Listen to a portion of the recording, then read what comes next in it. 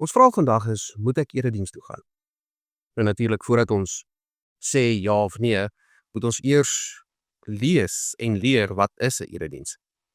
Nou, 'n erediens is die plek waar die gelowiges saamkom, waar hulle kom om Christus se naam te bely, om saam sy woord te hoor, om saam sy naam te loof en te prys, om saam die sakramente te geniet, waar dit suiwer en reg gedoen en ingestel word.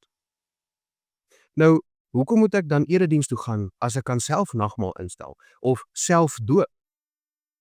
Ons kry die antwoord weer eens uit die skrif uit, die beste antwoord, uit Kolossense 3 vers 16. Ek lees vir ons: Laat die woord van Christus ryklik in julle woon, in alle wysheid. Leer en vermaan mekaar met psalms en lofgesange en geestelike liedere, en sing in julle hart met dankbaarheid tot eer van die Here. Nou geliefdes, hoe kan ek groei as gelowige as ek weier om saam met die ander lidmate te groei?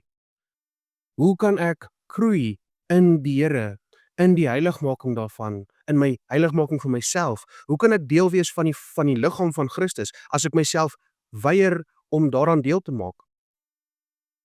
Geliefdes, om nie eredienste te gaan nie, is soos 'n skaap wat buite die kraal geplaas word, wat verskeer word deur die wolwe.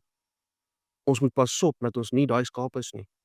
Dis vorm deel van die kudde, vorm deel van die liggaam en wees een in Christus.